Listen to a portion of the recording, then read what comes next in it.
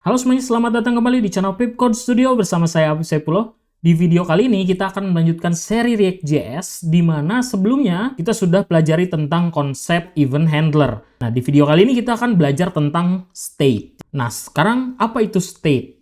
State itu bisa dibilang adalah sebuah memori ya yang dimiliki oleh komponen. Nah, jadi di dalam sebuah komponen itu kita seringkali perlu mengubah apa yang ada di dalam layar sebagai hasil bentuk dari interaksi ya. Seperti mengetikkan sesuatu ke dalam form, kemudian misalkan memindahkan karusel, klik button apa gitu ya, menambahkan ke keranjang kalau di dalam e-commerce. Nah, itu pasti menggunakan yang namanya state. Sehingga apa?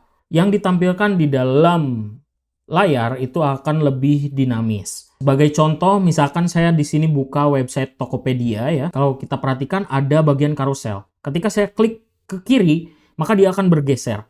Nah, ini pun sama, konsep state gitu. Ketika saya klik ke kanan, dia akan bergeser dan mengganti dengan banner yang lain gitu ya.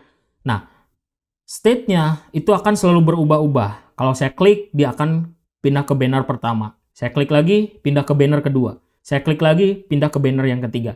Jadi dia sifatnya dinamis. Berbeda dengan props. Kalau props itu sifatnya dia immutable ya, atau alias tidak bisa berubah-ubah.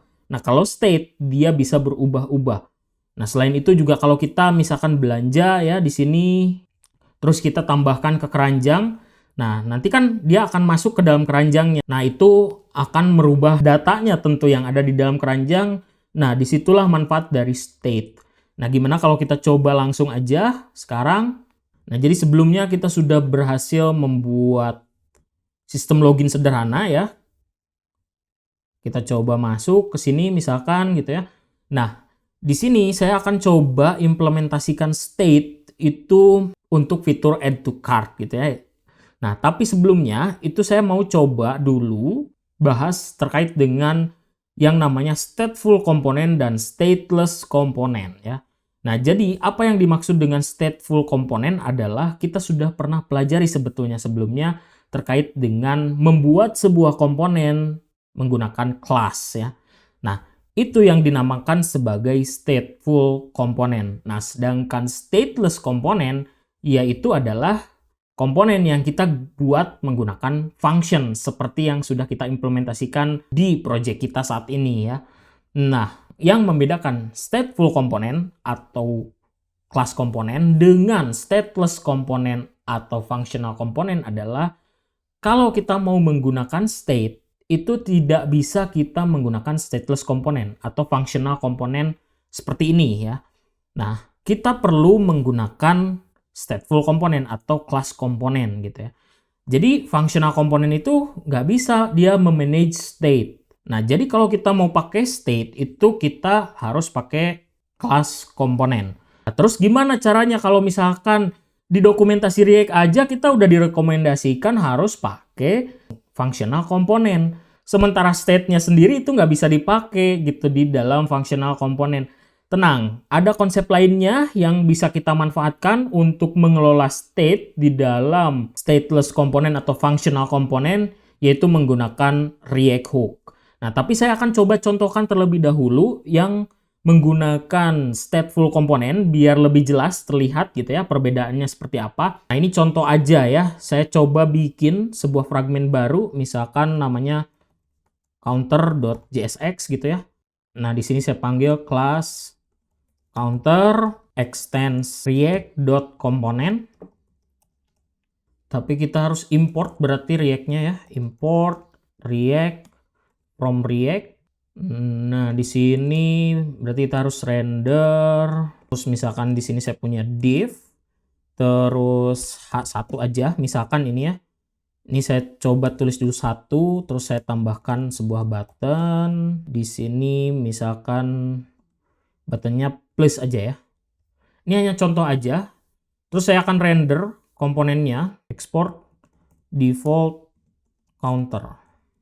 Nah, di sini saya akan coba render ya di dalam products. Saya coba bikin div baru, terus saya panggil counter.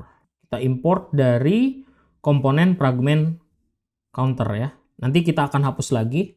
Ini ada sedikit kesalahan, harusnya render baru return ya. Return. Nah, seperti ini harusnya. Oke, nah ini ada ya, 1 dan plus.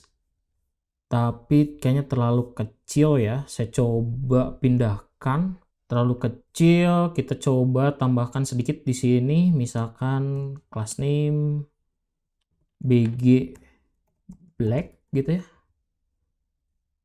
Terus text white. Terus kita berikan padding 3. Nah, seperti ini. Jadi terlihat ya buttonnya. Ini saya coba tambahkan class name. Terus flex. Misalkan terus W100 gitu ya. Justify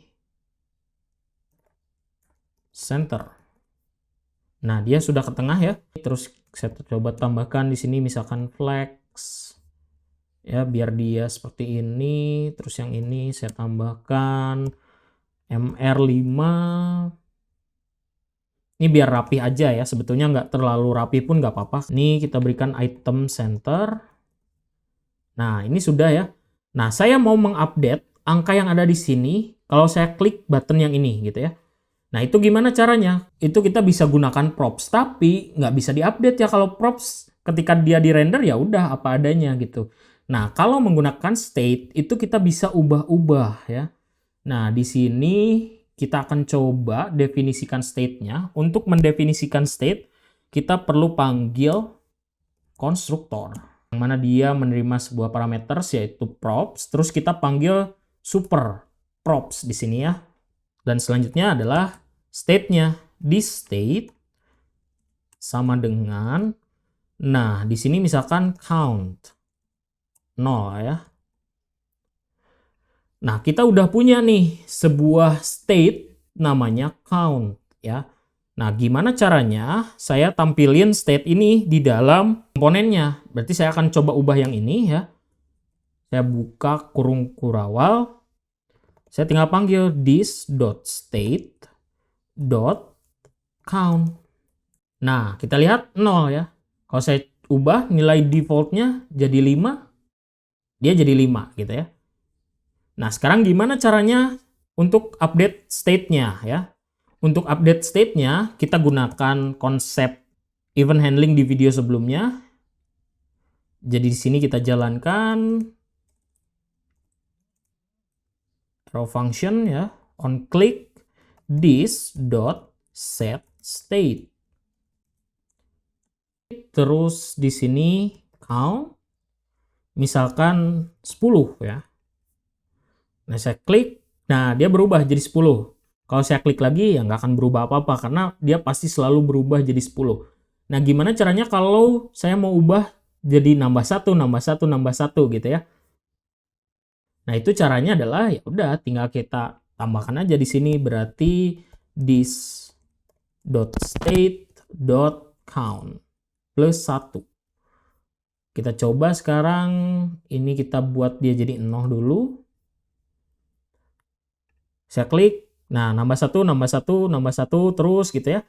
Nah, tapi karena di sini kalau kita perhatikan kan kita sebelumnya ya untuk yang produk ini sudah full menggunakan stateless komponen atau functional komponen. Gimana caranya kalau misalkan saya mau gunakan state di dalam stateless komponen?